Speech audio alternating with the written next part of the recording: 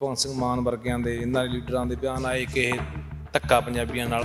ਸੋ ਅੱਜ ਉਹਨਾਂ ਨੂੰ ਯਾਦ ਕਰਾਇਆ ਕਿ ਤੁਸੀਂ ਖੁਦ ਕਹਿੰਦੇ ਸੀ ਧੱਕਾ ਪੰਜਾਬੀਆਂ ਨਾਲ, ਤੁਸੀਂ ਉਸ ਕੁਰਸੀ ਤੇ ਬੈਠੇ ਹੋ ਤਾਂ ਤੁਹਾਡਾ ਫਰਜ਼ ਬਣਦਾ ਕਿ ਤੁਸੀਂ ਇਹ ਬੰਦੇ ਜਿਹੜੇ ਕੱਢੇ ਜਾਣ, ਪੰਜਾਬੀਆਂ ਦਾ ਹੱਕ ਉੱਥੇ ਬਹਾਲ ਹੋਵੇ।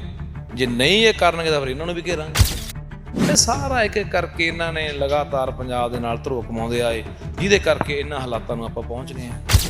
ਭਗਵੰਤ ਸਿੰਘ ਨੂੰ ਮਾਨ ਬਣਾਇਆ, ਦੁਨੀਆ ਦਾ ਮਾਨ ਸਨਮਾਨ ਮਿਲਿਆ, ਪੰਜਾਬੀ ਮਾਂ ਬੋਲੀ ਕਰਕੇ ਮਿਲਿਆ। ਦੁੱਖ ਹੋਇਆ ਲੁਧਿਆਣੇ ਦੇ ਵਿੱਚ, ਫਿਰੋਜ਼ਪੁਰ ਦੇ ਵਿੱਚ ਬੋਰਡ ਨੇ ਜਿਹੜੇ ਉਹ ਹਿੰਦੀ 'ਚ ਲੱਗੇ ਮਿਲੇ।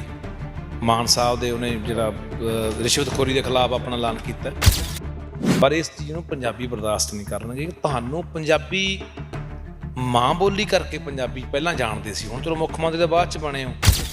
91 MLA ਨਾਲ ਲੈ ਕੇ, ਆਪਣੇ MP ਨਾਲ ਲੈ ਕੇ ਦਿੱਲੀ ਜਾ ਕੇ ਬੈਠ ਮੋਦੀ ਦੇ ਘਰ ਅੱਗੇ ਮਤੇ ਪੈ ਜਾਣਗੇ। ਰਾਜ ਸਭਾ ਰਾਜਪਾਲ ਨੇ ਚੱਕ ਕੇ ਟੋਕਰੀ ਸਿੱਟ ਦੇਣਾ, ਮਤਾ ਹੋਰ ਰੱਦੀ ਬਣ ਜਾਣਾ। ਕਾਗਜ਼ ਦਾ ਕੀ ਹੈ, ਇਹ ਇਕੱਲੇ ਟਵੀਟਾਂ ਨਾਲ ਮਤੇ ਤਾਂ ਪਹਿਲਾਂ ਬਹੁਤ ਵਾਰੀ ਪਏ। ਹੁਣ ਤਾਂ ਲੜਾਈ ਇਹ ਐਸ ਲੋਟ ਲੜਨੀ ਚਾਹੀਦੀ ਹੈ।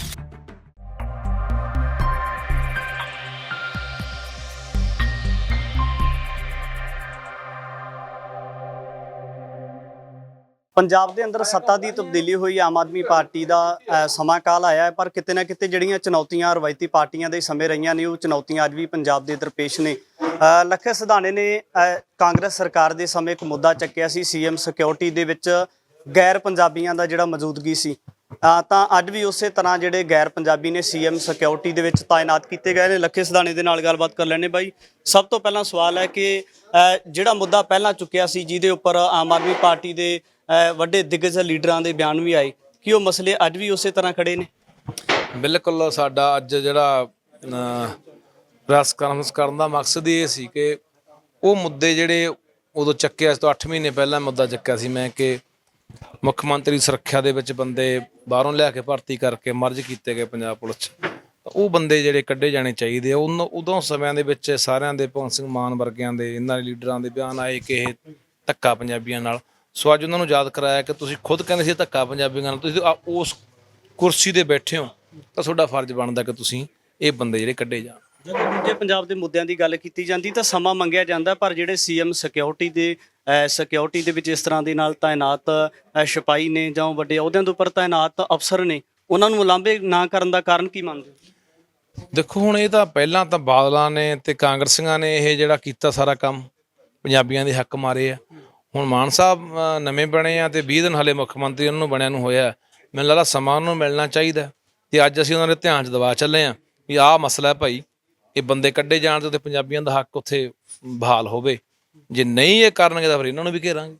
ਜੇ ਆਪਾਂ ਭਾਰਤ ਦੇ ਦੂਜੇ ਰਾਜਾਂ ਦੀ ਗੱਲ ਕਰੀਏ ਤਾਂ ਉਹਨਾਂ ਦੇ ਵਿੱਚ ਜਿਹੜੇ ਪੰਜਾਬ ਦੇ ਲੋਕ ਆ ਜਾਂ ਹੋਰ ਬਾਹਰ ਤੋਂ ਆ ਕੇ ਕੋਈ ਜ਼ਮੀਨ ਨਹੀਂ ਲੈ ਸਕਦਾ, ਕਿਸੇ ਨੂੰ ਨੌਕਰੀ ਨਹੀਂ ਮਿਲ ਸਕਦੀ, ਪਰ ਪੰਜਾਬ ਦੇ ਵਿੱਚ ਇਸ ਤਰ੍ਹਾਂ ਜਿਹੜਾ ਪੰਜਾਬ ਤੋਂ ਬਾਹਰ ਦੇ ਲੋਕਾਂ ਦਾ ਕਾਬਜ਼ ਹੋਣਾ ਕਾਰਨ, ਉਹਦਾ ਕਾਰਨ ਕੀ ਮੰਨਦੇ? ਦੇਖੋ, ਕਾਬਜ਼ ਹੋਣਾ ਅਸਲ ਨਾ ਪੰਜਾਬ ਨੂੰ ਲੁੱਟ ਦਾ ਮਾਲ ਸਮਝ ਲਿਆ ਹਰ ਇੱਕ ਨੇ, ਵੀ ਜਿਹੜਾ ਹੋਇਆ ਲੁੱਟੀ ਜਾਓ ਯਾਰ, ਕੋਈ ਇਹਦਾ ਵਾਲੀ ਵਾਰਸ ਹੀ ਨਹੀਂ, ਕੋਈ ਇਹਦੇ ਅਸਲ ਨਾ ਪੰਜਾਬ ਪ੍ਰਸਤ ਬੰਦੇ ਹੀ ਹੈ ਨਹੀਂ ਜਿਹੜੇ ਪੰਜਾਬ ਨੂੰ ਦਿਲੋਂ ਉਵੇਂ ਮੋਹ ਮੁਹੱਬਤ ਕਰਦੇ ਹੋਣ। ਹਰ ਬੰਦਾ ਲੁੱਟਣ ਨੂੰ ਆਇਆ, ਸਾਰੇ ਆਪਣਿਆਂ ਨੇ ਵੀ ਸਾਨੂੰ ਲੁੱਟਿਆ, ਬਾਹਰਲਿਆਂ ਨੇ ਵੀ ਆ ਕੇ ਲੁੱਟਿਆ।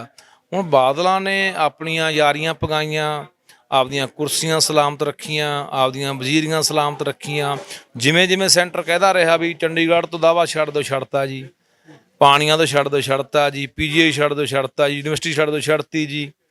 ਤੇ ਸਾਰਾ ਇੱਕ ਇੱਕ ਕਰਕੇ ਇਹਨਾਂ ਨੇ ਲਗਾਤਾਰ ਪੰਜਾਬ ਦੇ ਨਾਲ ਧਰੋ ਕਮਾਉਂਦੇ ਆਏ, ਜਿਹਦੇ ਕਰਕੇ ਇਹਨਾਂ ਹਾਲਾਤਾਂ ਨੂੰ ਆਪਾਂ ਪਹੁੰਚ ਗਏ ਹਾਂ। ਜੇ ਆਪਾਂ ਪੰਜਾਬੀ ਭਾਸ਼ਾ ਦੀ ਗੱਲ ਕਰੀਏ ਤਾਂ ਪੰਜਾਬ ਦੇ ਵਿੱਚ ਵੀ ਇਸ ਤਰ੍ਹਾਂ ਦੀ ਇੱਕ ਲਹਿਰ ਉੱਠੀ ਸੀ ਕਿ ਜਿਹਦੇ ਵਿੱਚ ਤੁਸੀਂ ਵੀ ਯੋਗਦਾਨ ਪਾਇਆ, ਜਿਸ ਤਰੀਕੇ ਦੇ ਨਾਲ ਜਿਹੜੇ ਬੋਰਡ ਸੀ ਉਹਨਾਂ ਦੇ ਉੱਪਰ ਕਾਲੀ ਸਿਆਹੀ ਮਿਲੀ।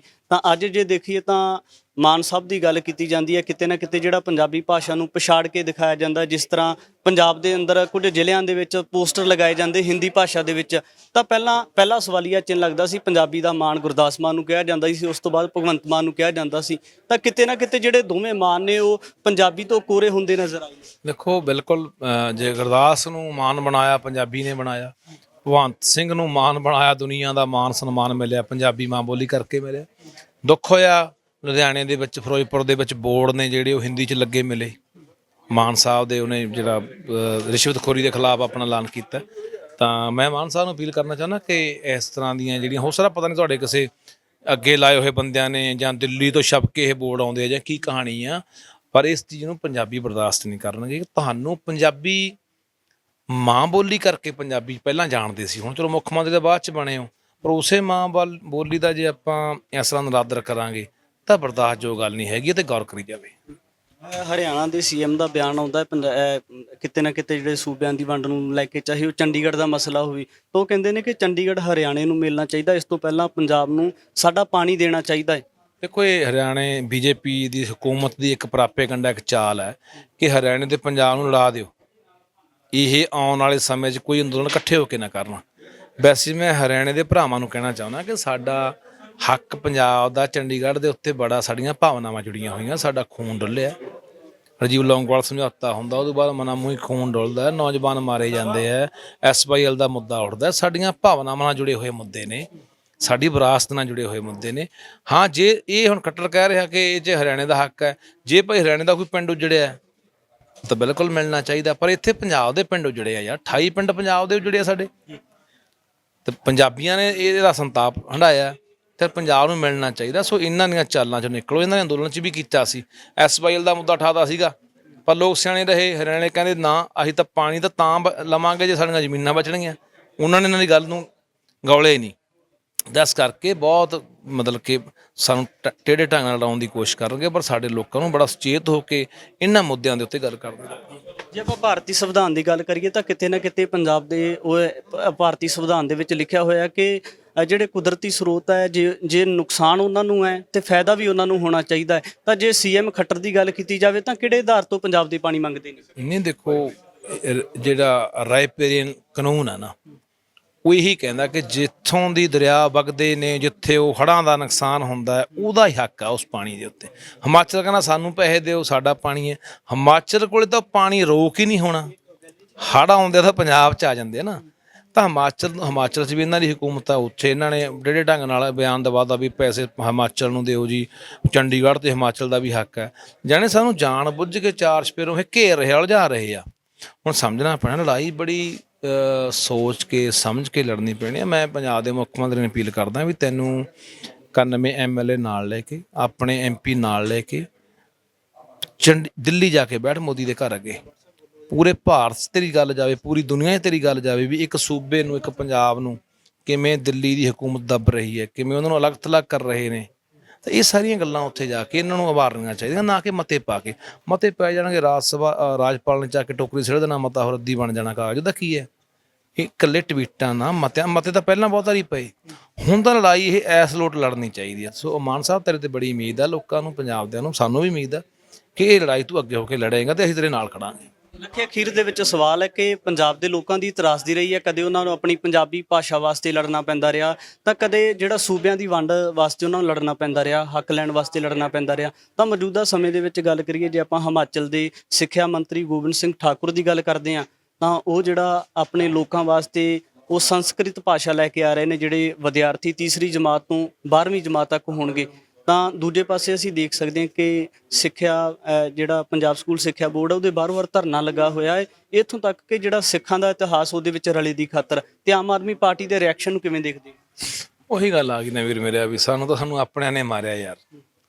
ਹੁਣ ਉਹ ਸਿੱਖਿਆ ਬੋਰਡ ਦੀ ਗੱਲ ਆਪਾਂ ਕਰਦੇ ਹਾਂ, ਉਹ ਕਿਤਾਬਾਂ 'ਚ ਇਤਿਹਾਸ ਤੋੜਤਾ, ਮਰੋੜਤਾ, ਗਲਤ ਸ਼ਬਦਾਵਲੀ ਵਰਤੀ ਗਈ ਗੁਰੂ ਸਾਹਿਬਾਨਾਂ ਬਾਰੇ, ਉਹਦੇ ਵਿੱਚ ਵੀ ਕੋਈ ਸੁਣਵਾਈ ਨਹੀਂ। ਕਾਂਗਰਸ ਦਾ ਉਦੋਂ ਮੰਤਰੀ ਪ੍ਰਗਟ ਸਿੰਘ ਵੀ ਆਇਆ, ਹੁਣ ਇਹ ਵੀ ਆਏ ਆ, ਇਹਨਾਂ ਨੇ ਕੋਈ ਹਲੇ 20 ਦਿਨ ਇਹਨਾਂ ਨੂੰ ਹੋ ਗਏ ਬਣਿਆ ਨੂੰ, ਕੋਈ ਕਾਰਵਾਈ ਨਹੀਂ। ਜਾਣੇ ਉਹ ਮਤਲਬ ਕਿ ਲਗਾਤਾਰ ਸਕੂਲਾਂ ਦੇ ਵਿੱਚ, ਕੇਂਦਰੀ ਵਿਦਿਆਲਿਆਂ ਦੇ ਵਿੱਚ ਪੰਜਾਬੀ ਕੱਢ ਦਿੱਤੀ ਗਈ ਆ। ਉੱਥੇ ਆਪਾਂ ਦੇਖ ਰਹੇ ਹਾਂ ਕਿ ਸੰਸਕ੍ਰਿਤ ਪੜ੍ਹਾਉਣ ਲੱਗ ਗਏ, ਉਹ ਪੰਜਾਬੀ ਬਿਲਕੁਲ ਖਤਮ ਕਰਤੀ। ਤਾਂ ਉਸ ਲਗਾਤਾਰ ਜਿਹੜਾ ਧੱਕੇ ਤਾਂ ਹੋ ਰਹੇ ਨੇ ਪੰਜਾਬ ਦੇ ਨਾਲ, ਪਰ ਇਹਦੇ ਵਿੱਚ ਜ਼ਿੰਮੇਵਾਰ ਆਪਾਂ ਇਕੱਲਾ ਮੋਦੀ ਨੂੰ, BJP ਨੂੰ ਠਹਿਰਾ ਦਿੰਦੇ ਹਾਂ। ਪਰ ਆਪਣੇ ਲੋਕਾਂ ਨੇ ਕੀ ਕੀਤਾ? ਪੰਜਾਬ ਸਕੂਲ ਸਿੱਖਿਆ ਬੋਰਡ ਤਾਂ ਪੰਜਾਬ ਸਰਕਾਰ ਦੇ ਅਧੀਨ ਆ ਨਾ, ਪੰਜਾਬੀ ਬੰਦੇ ਉੱਥੇ ਬੈਠੇ ਕੰਮ ਕਰ ਰਹੇ ਆ ਨਾ। ਤਾਂ ਹੋਰ ਜਿੰਨੇ ਮਸਲੇ ਹੈਗੇ, ਸਕੂਲ ਨੇ ਜਿਹੜੇ ਪੰਜਾਬ ਦੇ ਜਾਂ ਕੇਂਦਰੀ ਵਿਦਿਆਲੇ ਨੇ ਜਿਹੜੇ, ਜੇ ਭਾਰਤ ਦੀ ਜਿਹੜੀ ਸਿੱਖਿਆ ਨੀਤੀ ਉਹ ਇਹ ਗੱਲ ਕਹਿੰਦੀ ਵੀ ਕਿਸੇ ਬੱਚੇ ਨੂੰ ਤੁਸੀਂ ਉਹਦੀ ਮਾਂ ਬੋਲੀ ਦਾ ਹੱਕ ਨਹੀਂ ਖੋਹ ਸਕਦੇ, ਤਾਂ ਉਹਨਾਂ ਦੇ ਕੇਂਦਰੀ ਵਿਦਿਆਲਿਆਂ ਦੇ ਵਿੱਚ ਪੰਜਾਬੀ ਬੋਲਣ ਤੇ ਖਤਮ ਕਰਤੀ ਪੰਜਾਬੀ। ਤਾਂ ਅਸੀਂ ਕਿਉਂ ਨਹੀਂ ਲੜਦੇ ਉੱਥੇ ਜਾ ਕੇ? ਤਾਂ ਇਹ ਗੱਲਾਂ ਨੂੰ ਲੈ ਕੇ ਅੱਜ ਮੁੱਖ ਮੰਤਰੀ ਤੋਂ ਬੜੀਆਂ ਉਮੀਦਾਂ ਨੇ, ਤੇ ਮੈਂ ਇਹੀ ਕਹਿਣਾ ਕਿ ਪੂਰੀ ਦ੍ਰਿੜਤਾ ਦੇ ਨਾਲ, ਪੂਰੇ ਮਤਲਬ ਕਿ ਹੌਸਲੇ ਦੇ ਨਾਲ ਦਿੱਲੀ ਦਾ ਦਾਬਾ ਚੱਕ ਕੇ, ਲੋਕ ਤੇਰੇ ਨਾਲ ਆ ਯਾਰ, ਪੰਜਾਬ ਤੇਰੇ ਨਾਲ ਖੜੂਗਾ, ਪੰਜਾਬ ਦੇ ਹੱਕ 'ਚ ਫੈਸਲਾ ਲਿਆ। ਜਿਹੜੇ ਵਾਅਦੇ ਕਾਂਗਰਸ ਪਾਰਟੀ ਨੂੰ ਯਾਦ ਕਰਵਾਉਣੇ ਪਏ ਸੀ, ਅੱਜ ਉਹ ਲੱਖੇ ਸਿਧਾਣੇ ਨੂੰ ਆਮ ਆਦਮੀ ਪਾਰਟੀ ਦੇ ਭਗਵੰਤ ਮਾਨ ਨੂੰ ਵੀ ਯਾਦ ਕਰਵਾਉਣੇ ਪੈ ਰਹੇ ਨੇ। ਕਿ ਆਉਣ ਵਾਲੇ ਸਮੇਂ ਦੇ ਵਿੱਚ ਸੀਐਮ ਭਗਵੰਤ ਮਾਨ ਦਾ ਇਸ ਦੇ ਉੱਪਰ ਰਿਐਕਸ਼ਨ ਕੀ ਹੋਏਗਾ? ਕਿ ਸੱਚਮੁੱਚ ਉਹ ਜ਼ਮੀਨੀ ਪੱਧਰ ਤੇ ਇਹਨਾਂ ਤਮਾਮ ਚੁਣੌਤੀਆਂ ਨੂੰ ਹੱਲ ਕਰਨ ਦਾ ਯਤਨ ਕਰਨਗੇ ਜਾਂ ਨਹੀਂ, ਇਹ ਆਉਣ ਵਾਲੇ ਸਮੇਂ ਦੇ ਵਿੱਚ ਦੇਖਣਾ ਹੋਵੇਗਾ। ਮੈਂ ਰਜਿੰਦਰ ਸਿੰਘ ਸਬਰਾ, TV 84। ਧੰਨਵਾਦ। ਵਾਹਿਗੁਰੂ ਜੀ ਕਾ ਖਾਲਸਾ, ਵਾਹਿਗੁਰੂ ਜੀ ਕੀ ਫਤਿਹ।